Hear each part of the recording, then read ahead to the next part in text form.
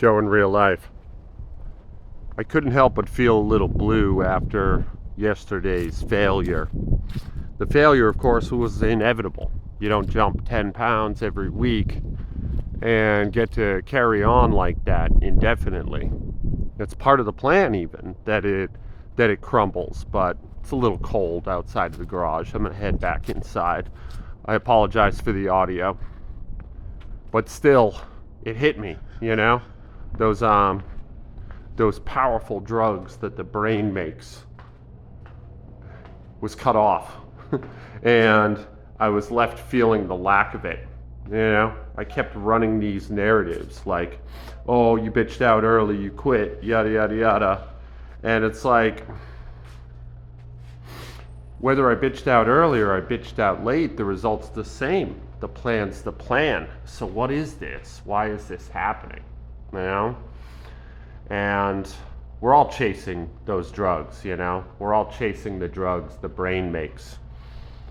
That good dope, that good speed that's popped directly into our bloodstream for free.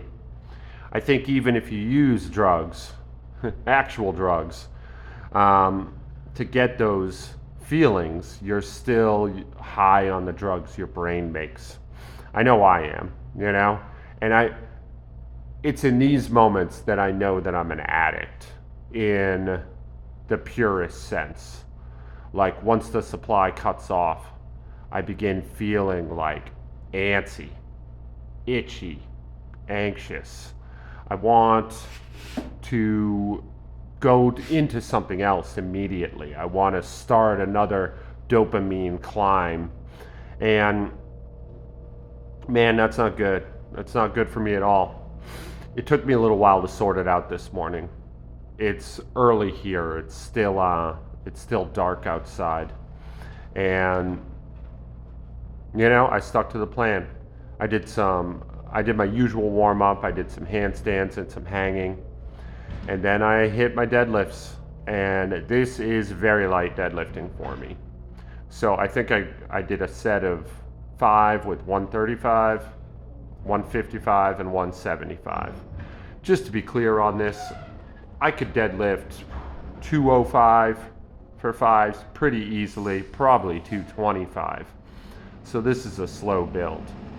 And then I went right to the Kangs. I like the Kangs, especially when I'm feeling fatigued and a little worn out. Basically, I'm doing a 10-pound jump, 45 pounds, 55, 65, 75, just like that. Takes longer to rack and unrack than it does to do the reps. 1 rep each. All a Kang squat is, if you're a little confused by this video, it's at 3 times speed, by the way.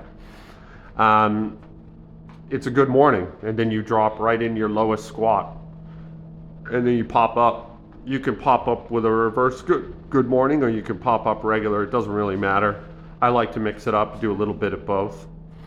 It's good for your mobility. It's good to, you know, you get some good work in, but you're not zapping your nervous system because you just can't go that heavy, you know? And I like it as a recovery routine. I like it quite a bit. What was I talking about? The brain and drugs. Yeah. You know, I'm still a little blue. Like, it's funny. It's really funny because rationally, I know that like I'm on pace. I'm on course. I'm ahead of pace actually. But man, emotionally, that withdrawal. Hold on. I'm gonna shut my. I'll just wait. I got the garbage people outside and they're picking stuff up, but it's a little loud. But yeah, I'm rambling now. This is kind of just bumbling and stupid. But rationally, I know better. Emotionally, it's like, why couldn't you squeeze out a little more? Why couldn't you hung on just a little bit longer? You could have got 165. Then you could have stopped at 175. There's the thing, right?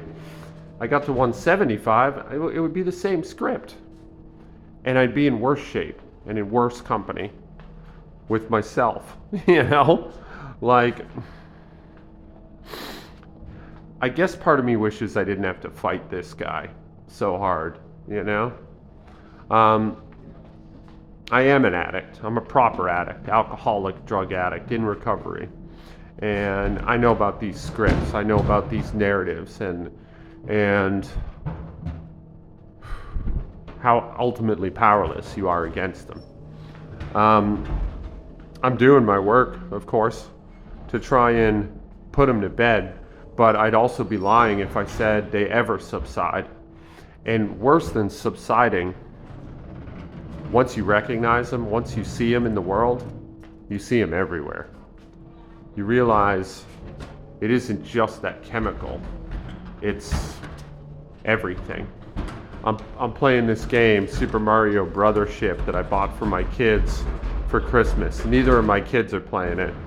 I can't stop, and I literally can't stop. And it's cool because it's like I'm only playing like a half hour a day in the morning, you know, while I have my coffee after I work out.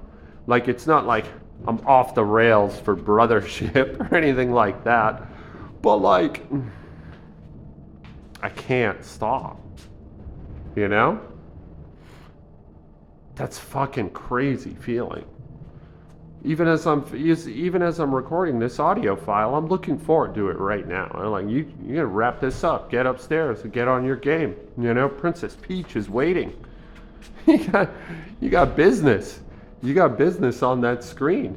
And everything I touch is painted with this. It's got a little bit of that inky black slick to it. Compulsion, behavioral compulsion, you know? And what for it, right? A spiritual solution. People get a lot of success with that. I'm not knocking it. Yeah, doesn't really work for me though. I don't know. Anyway, here I am, rebounding. I'm sorry, that came out kind of bleak, kind of dour. Yeah, I got up to 165 for the Kang, which I thought was fitting, given that that's what I stopped at for my regular squats.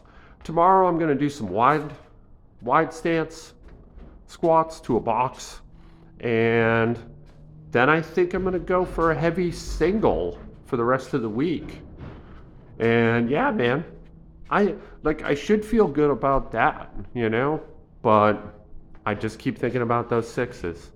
I just keep thinking about those sixes and how I put it down, how I got 3 reps and stopped. I couldn't even get those last 3 reps, and I could have for sure, but I stopped. I guess that's part of the training and the conditioning. No? Anyway, this is Joe in real life. I love you guys. Be good to each other.